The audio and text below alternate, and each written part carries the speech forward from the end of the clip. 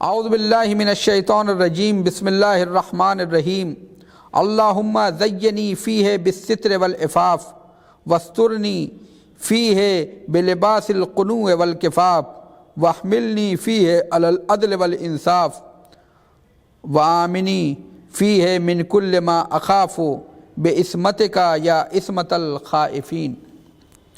خدایا مجھے اس ماہ میں پردے اور پاک دامنی سے مزین فرما اور مجھے کفایت، شعاری اور اکتفا کا جامہ پہنا دے، اور مجھے اس ماہ میں عدل و انصاف پر آمادہ کر دے، اور اس مہینے میں مجھے ہر اس شے سے امان دے جس سے میں خوف زدہ ہوتا ہوں۔ اے خوف زدہ بندوں کی امان۔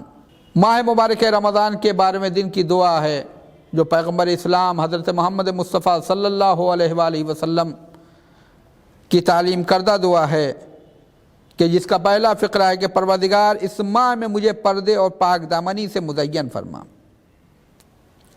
اس میں سب سے پہلی چیز یہ ہے کہ انسان دوسرے کے عیب کو ظاہر نہ کرے، دوسرے کے عیب کو نہ بیان کرے۔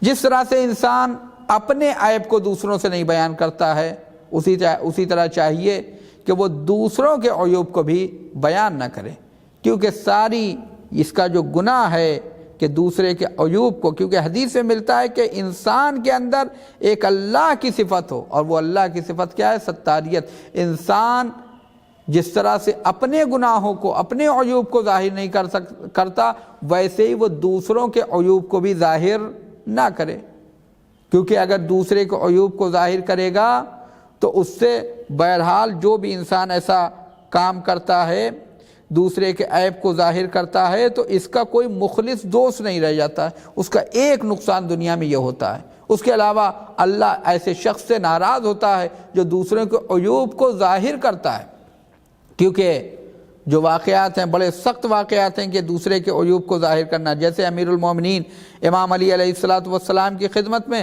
ایک شخص آیا اور اس نے اپنے بھائی کی برائی کرنی چاہیے، امام نے کہا خاموش رہو،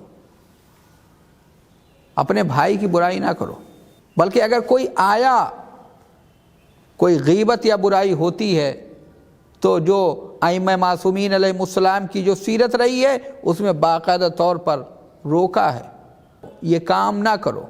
بلکہ یہاں پر یہ واقعہ بھی ملتا ہے کہ ہمارے 8ویں امام علی رضا علیہ السلام کے صحابی ہیں جناب یونس بن عبد الرحمن، یہ جلیل القدر صحابی ہیں امام علی رضا علیہ السلام کے۔ امام علی رضا علیہ السلام نے فرمایا، 2 مرتبہ بشارت دی ہے جناب یونس کو کہ اے یونس تم جنتی ہو، تم جنتی ہو۔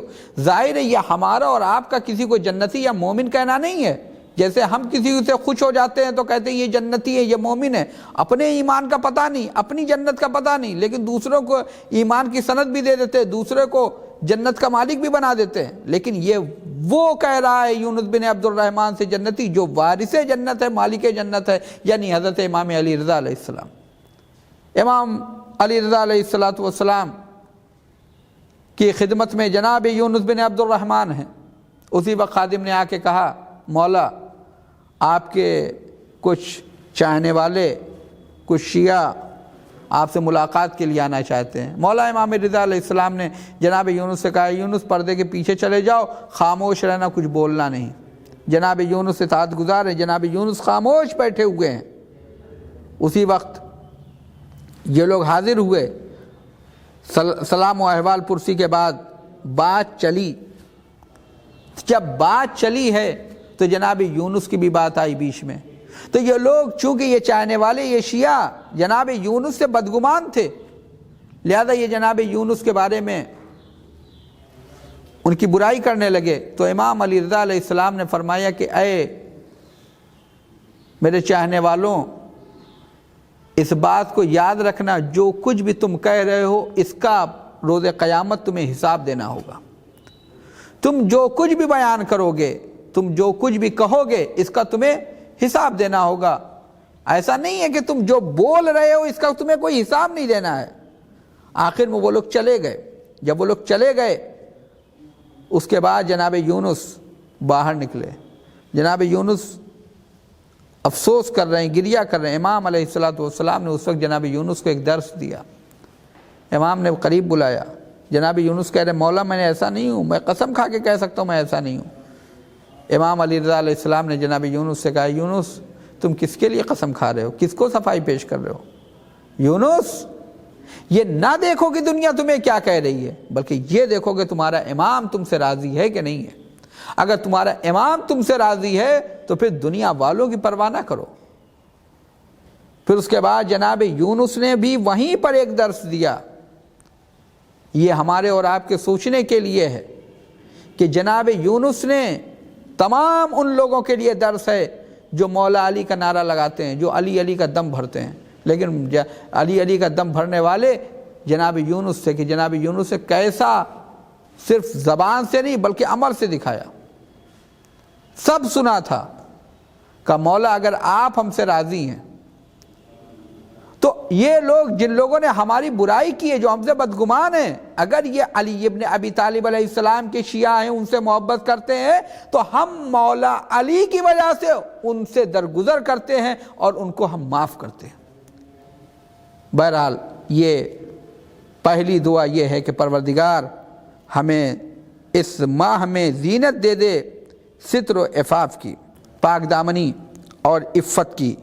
اور اس کے بعد دوسری دعا ہے کہ پروردگار اس ماہ میں مجھے کفایت شعاری اور قناعت کا لباس دے دے۔ اس میں ایک اہم مسئلہ جس کے اوپر ہمیں توجہ دینی چاہیے کہ جو ایسا کہ حدیثوں میں بھی ہے اور دعاؤں میں بھی ہے، امام زمانہ عجل اللہ فرجہ الشریف کی جو عصر غیبت میں پڑھی جانے والی دعا جو شیعوں کو اس تعلیم کی گئی ہے، جس کا حکم ہے، اس میں یہ ہے کہ پروردگار فقراء میں قناعت ہو۔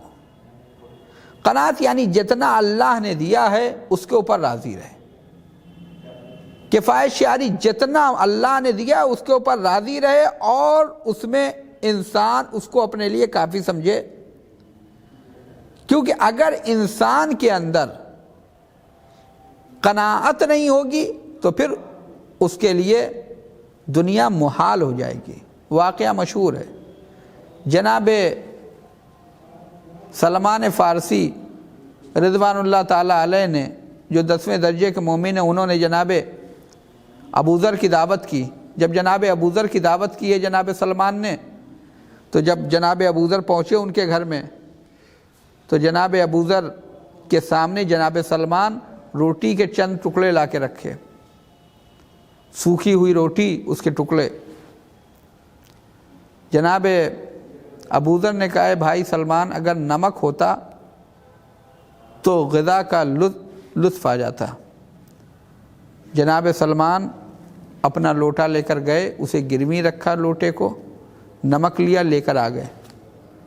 جناب ابوذر نے نمک روٹی کھائی اور پانی پیا۔ نمک روٹی، سوکھی روٹی، نمک اور پانی۔ اس کے بعد جناب ابوذر نے فرمایا کھانا کھانے کے بعد اللہ کا شکر ہے، اللہ کی حمد ہے جس نے مجھے قناعت پسند بنایا ہے۔ جناب سلمان نے کہا بھائی ابوذر میرا لوٹا گروی ہو گیا پھر بھی تمہاری قناعت باقی ہے۔ ملاحظہ فرمائی کہ خاصان خدا کی قناعت کس منزل پہ تھی کہ انسان جو کچھ بھی ہے اسی میں جو اللہ نے دیا اس پہ صبر و شکر کرے۔ دوسروں کے سامنے ہاتھ پھیلانے سے اسلام نے منع کیا ہے، کہا کہ جو ہاتھ دینے والا ہے وہ افضل ہے اور جو لیتا ہے وہ بہرحال نیچے رہتا ہے۔ لہذا اس کے حوالے سے انسان کو توجہ دینی چاہیے، کیونکہ اس کی روایت میں جب بہت انسان کے مشکل ہو تبھی یہ انسان کسی سے مدد کرنے کا ثواب ہے، لیکن مدد ہر ایک سے مانگنے کو کراہت محسوس بیان کی گئی ہے شریعت میں، دین میں، بلکہ جب ضرورت ہو تب انسان مدد لے سکتا ہے، تب مکروہ نہیں ہے۔ اسی طریقے سے قرض دینا ثواب ہے، قرض مانگنا مکروہ، مگر یہ کہ انسان کو ایسی ضرورت ہوگی جس کے بغیر رائے چارہ نہیں تو کراہت نہیں ہے۔ لیکن اس میں بھی ہوتا ہے کہ انسان قرض جب لے کسی سے تو قرض اس کا ادا کر دے، ورنہ وہ قرض الحسنہ ایسا نہ ہو اردو کا کہ جس میں قرض لینے والا تو ہنستا ہوا دکھائی دے، لیکن قرض دینے والا روتا ہوا دکھائی دے، کہ اب جو دے دیا ہے تو اب جب تک کہ کوئی اختلاف نہ ہو جائے تب تک ہم واپس نہیں کریں گے، جب تک کہ تعلقات ختم نہ ہو جائیں تب تک ہم قرض واپس نہیں کریں گے۔ لہذا انسان کو چاہیے کہ اپنے وعدے کے مطابق عمل کرے، جو اس نے وعدہ کیا ہے اس کے مطابق عمل کرے۔ وآخر الدعوانا ان الحمد للہ۔